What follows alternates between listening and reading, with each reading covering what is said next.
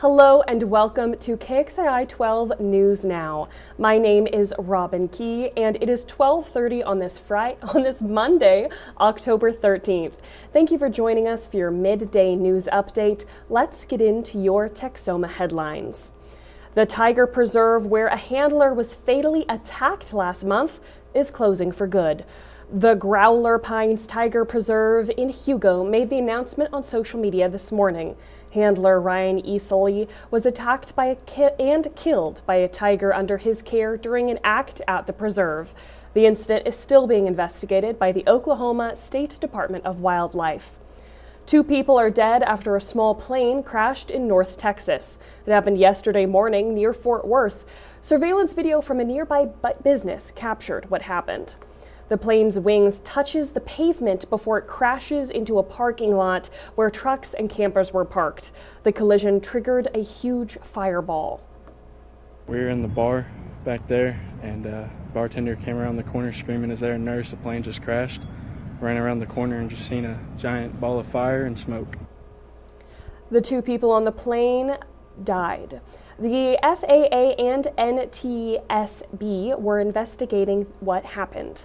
A young man charged with abusing a corpse after he was arrested in connection to the missing SOSU student found dead in Sulphur. 18-year-old Cameron Lewis has been booked into the Grady County Jail. OSBI says he and 18-year-old Logan Musil got into an altercation before Musil disappeared.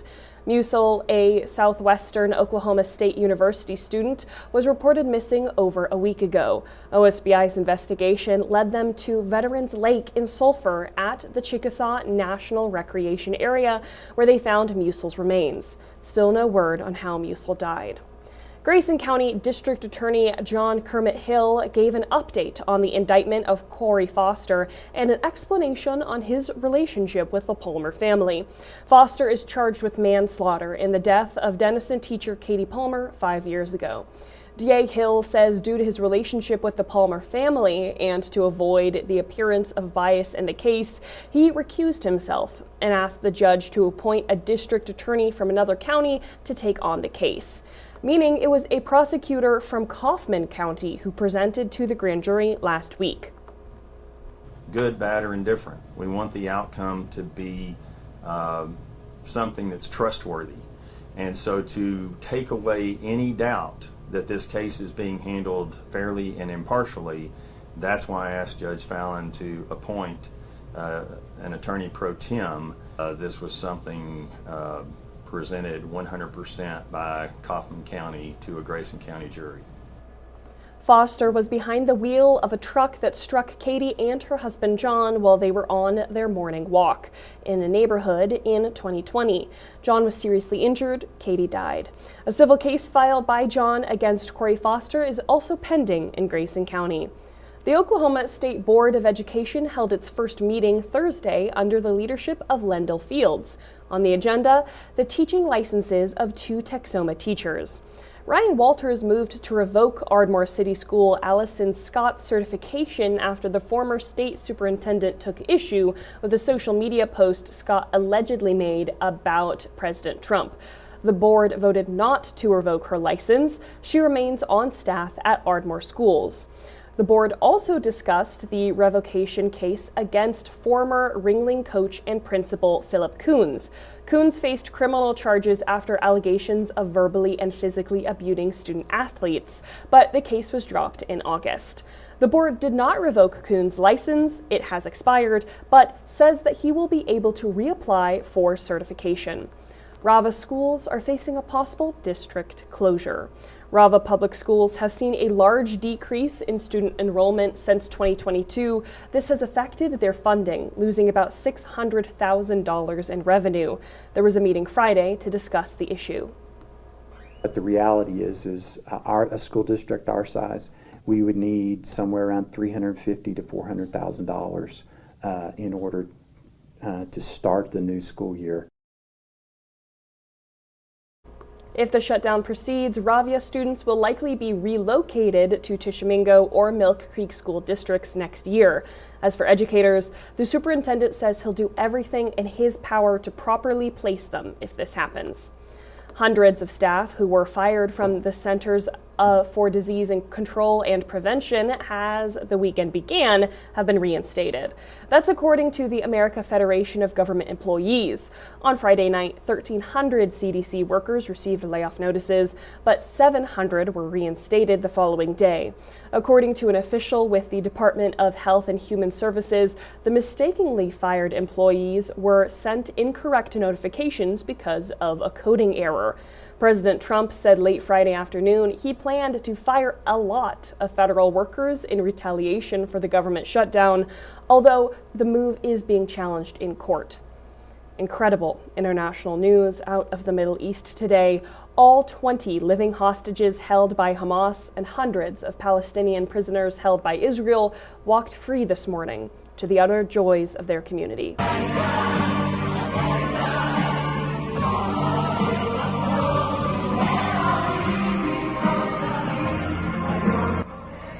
This is all part of a ceasefire pausing 2 years of war that decimated the Gaza Strip and killed tens of thousands of Palestinians. Having helped broker the ceasefire, President Trump spoke in front of Israeli's parliament, saying what he hopes this deal means for Israel. This is not only the end of a war, this is the end of an age of terror and death and the beginning of the age of faith and hope and of God. It's the start of a grand concord and lasting harmony for Israel and all the nations of what will soon be a truly magnificent region. I believe that so strongly. This is the historic dawn of a new Middle East. Israeli Prime Minister Benjamin Netanyahu also spoke, declaring he was committed to this peace, raising hopes that the war, which triggered other conflicts in the Middle East, might officially come to an end. Tens of thousands of Israelis watched the hostages' transfers at public screenings across the country. In Tel Aviv, family and friends of the hostages broke into wild cheers as television channels announced that the first group was in the hands of the Red Cross. The future governance of Gaza remains unclear. Under the U.S. plan, an international body will govern the territory, overseeing Palestinian technocrats running day-to-day affairs. Hamas has said Gaza's government should be worked out among Palestinians. Trump is in Egypt now working on the next step. We will keep you updated. The Israel ceasefire took a surprising turn towards North Texas. Dallas Mavericks owner Miriam Alderson got a standing ovation when President Trump addressed Israeli lawmakers over the weekend.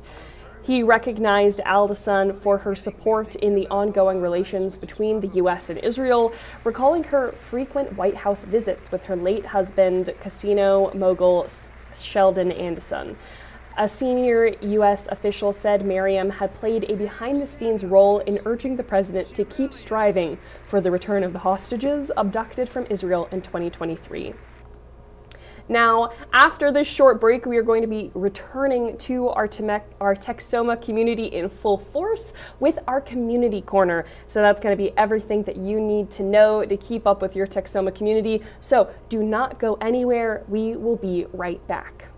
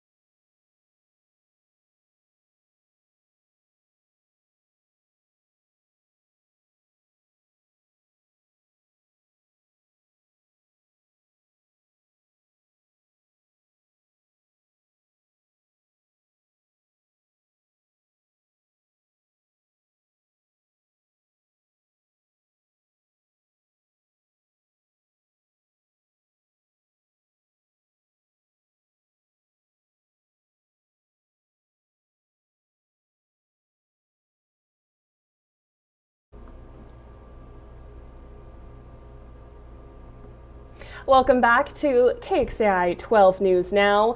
We are here with everything that you need to know that is going on in Texoma so you can be a better part of your community. Now, you can't be a part of your community if you can't get around. So let's start with some road closures in Sherman to be aware of. As TxDOT crews complete some road projects, the southbound frontage road between Lamberth and Taylor Street will be closed from 8 p.m. today to 5 a.m. tomorrow. Be on the lookout for detours as they'll be switching traffic to the northbound lanes. Looking for ways to donate? The Denison Animal Welfare Group is asking for dry cat food donations. The shelter is completely out of their community supply that helps help those in need feed their cats. They say that any brand of food is okay. Donations can be dropped off at the Sherman shelter between 7 a.m. and 2 p.m. and then from 4 and 6 p.m. each day. Friday afternoon, Sherman ISD took its first steps towards opening a new early childhood center. Local leaders and future leaders broke ground on the new building Friday, kickstarting the 2-year project. The Early Childhood Center will serve more than 600 students in a 94,000 square foot facility. The school is being built on the ground where Wakefield Elementary School stood for nearly 70 years. Having all our resources in one building and being able to support our community with the littles, we are elated. My kids made leaps and bounds at Perrin, and it was long overdue for them to have a new building, a new structure. The new school will combine the 2 current childhood centers at Perrin and Fred Douglass. It's slated to open in the fall of 2027. Friday was a historical day in Carter County as they held a ceremony unveiling renovations on the historical courthouse and sealed a new time capsule. As the longest running courthouse in the state of Oklahoma and serving as architectural inspiration for the state's capital, the county renovated features like the windows, dome, repairing stone on the tower, marble fixings inside and out, along with working on the foundation. These repairs were needed for this building to continue to have its luster. They also sealed a new time capsule within the building. It contains 67 items, including recent editions of local newspapers, photos of current county public figures, and the currency of today. The time capsule is set to be open in 2125. That does not sound like a real year, I'll be honest. But I can't wait for the news of tomorrow to report on them opening that. That's so cool. Now, some special guests stopped by the Ada Chick-fil-A recently. Instead of hitting the drive-thru, the group of Texomans on horseback rode through to get their chicken waffle fries and drinks. The restaurant didn't turn them away. They even said it was their pleasure to serve the meals. Off-roading beasts, sporty coupes, and 3-row SUVs, the State Fair of Texas Auto Show is where you can get everything in the same room. We spoke to Director of Communications Taylor Pulfer, who says in over 10 decades of the Texas Auto Show, vehicles have changed tremendously, and manufacturers are reflecting that at the fair. You think of all the different hybrid vehicles, electric vehicles that we have, and the more interactive exhibits that folks are bringing out to the fair. We now have Tesla over in our Centennial buildings. Coming up tonight on KXII 12, we'll tell you what manufacturers have in store this fair season to rev up fairgoers' interests. Now, if you have enjoyed this KXII 12 News Now, we will be here tomorrow, same time, 12:30, same place, our KXII live streams and YouTube Live. Want more KXII 12? Well, you can tune in today later for KXII 12 News at 4, 5, 6, and 10. And for more information on any of the stories you saw today, go to KXII.com to find all of our full reporting. Also, don't forget to follow us on our socials. That's Facebook, Instagram, Threads, X, TikTok, and of course, YouTube. There you'll find constant updates, exclusive content, and all of our stories, new and old. But for today, that's it, Texoma. Thank you very much, and I hope you have a wonderful day.